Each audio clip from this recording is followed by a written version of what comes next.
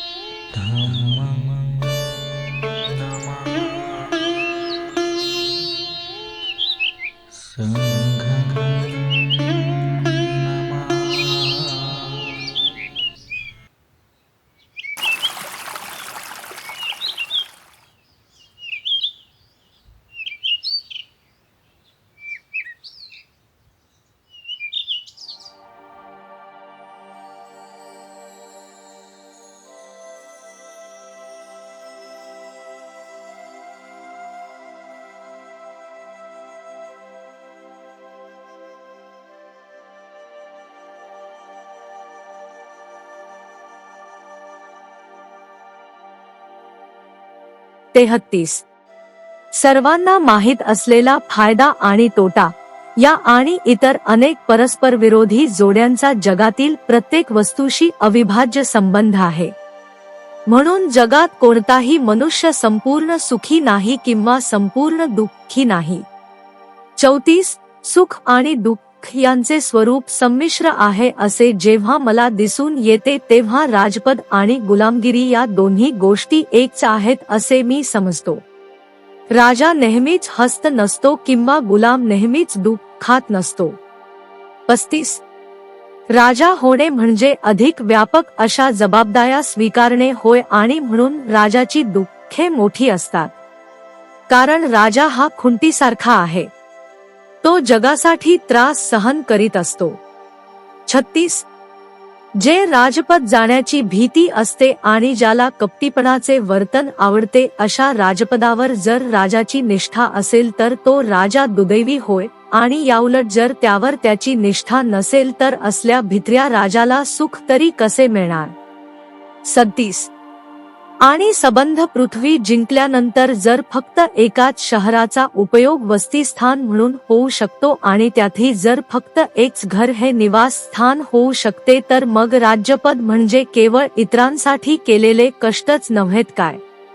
38 आणि राजपद स्वीकारल्यावर सुद्धा वस्त्रांच्या एका जोडीपेक्षा अधिक कपड्यांची त्याला आवश्यकता नसते आणि केवळ भूक शमविण्याइतके अन्न त्याला पुरेसे असते. त्याचप्रमाणे फक्त एक बिछाना आणि एक आसन एवढ्यांचीच राजाला गरज असते. याखेरीज इतर वस्तू या केवळ अभिमानाने मिरविण्यासाठी असतात.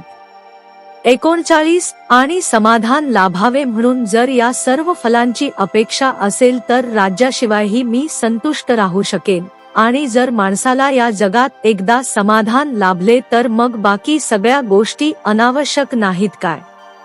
40 म्हणून समाधानाचा मंगल मार्ग ज्याला सापडला तो सुखाच्या बाबतीत कधी फसणार नाही. आपण व्यक्त केलेली मैत्री लक्षात घेऊन मी पुन्हा पुन्हा विचारतो की सुखांना काही किंमत आहे काय. 41 मी गृहत्याग केला तो रागाने नव्हे किंवा शत्रूच्या बाणाने माझा मुकुट धुळीस मिळाला म्हणून नव्हे किंवा अधिक उच्च असे हेतू साध्य करून घेण्याची माझी आकांक्षा आहे म्हणून मी आपली सूचना नाकारतो असेही नव्हे. 42 अत्यंत विषारी आणि क्रोधाविष्ठ सर्पाला एकदा सोडून दिल्यावर जो पुन्हा पकडण्याचा प्रयत्न करील किंवा एकदा पेटविलेल्या गवताची चूर ती पुन्हा धरण्याचा जो प्रयत्न करील असाच मनुष्य सुखाचा त्याग एकदा केल्यावर पुन्हा त्यांच्या पाठीमागे लागेल. 43 डोळस असून जो आंधळ्याचा हेवा करील, स्वतंत्र असून बंधनात असलेल्याच हेवा करील, श्रीमंत असून कंगाल माणसाचा हेवा करील, शहाणा असून वेड्याचा हेवा करील, मी म्हणतो तोच, फक्त तोच मनुष्य ऐहिक सुखाच्या मागे लागलेल्या माणसाचा हेवा करील. 44 माझ्या सन्मित्रा, जो भिक्षेवर गुजराण करतो त्याची कीव करण्याचे कारण नाही. त्याला या जगात उत्कृष्ट समाधान लाभते, संपूर्ण शांती मिळते आणि त्याच्या दृष्टीने परलोकातील सर्व दुःखे नाहीशी झालेली असतात. 45 परंतु संपत्तिमान असूनही जो लोभिष्ट आहे त्याला या जगात शांतीचे समाधान लाभत तर नाहीच, पण परलोकी मात्र दुःख अनुभवावे लागते, त्याची मात्र कीव केली पाहिजे. 46 आपण जे मला सांगितले ते आपले चरित्र, आपला जीवनमार्ग आणि आपले कुळ यांना शोभेल असे आहे आणि माझा निश्चय पार पाडणे हे देखील माझे चारित्र्य, माझा जीवनमार्ग आणि माझे कुळ यांना शोभेल असेच आहे.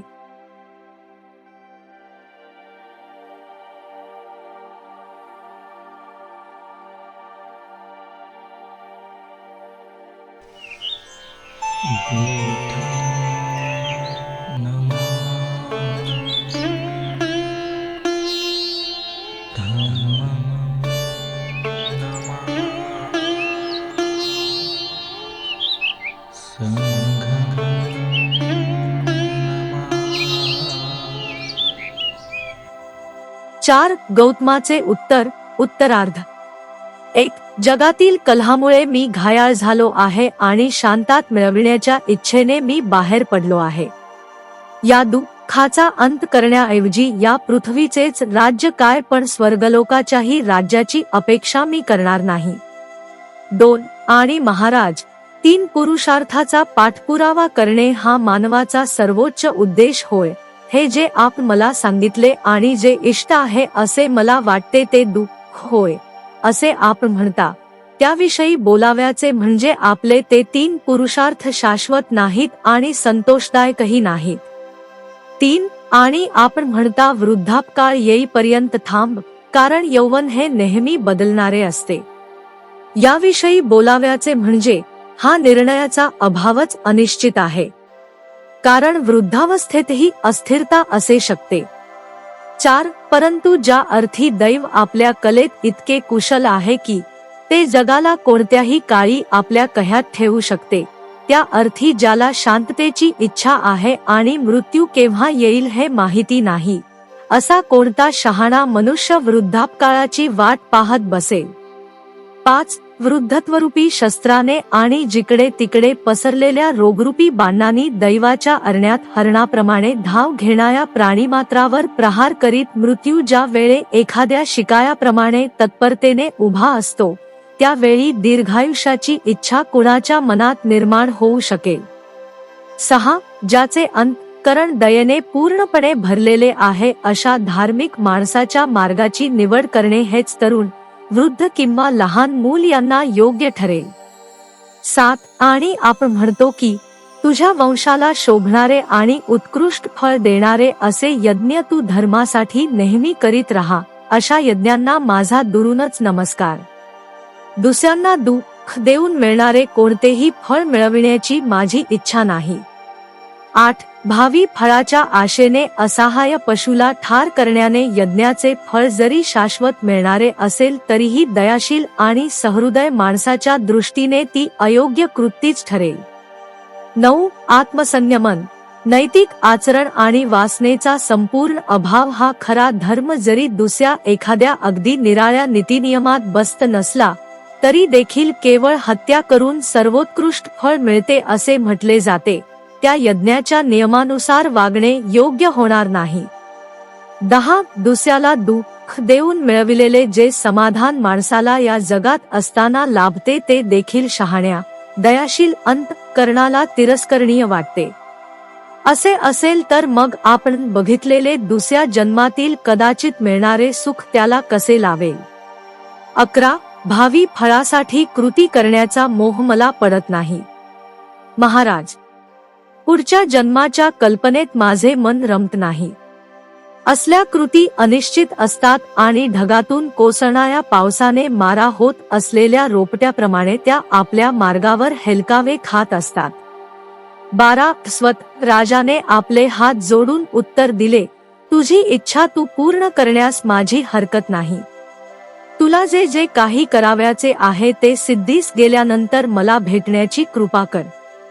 13. पुन्हा भेटण्याचे निश्चित आश्वासन गौतमाकडून घेतल्यावर राजा आपल्या सेवकांसह राजवाड्याकडे परतला.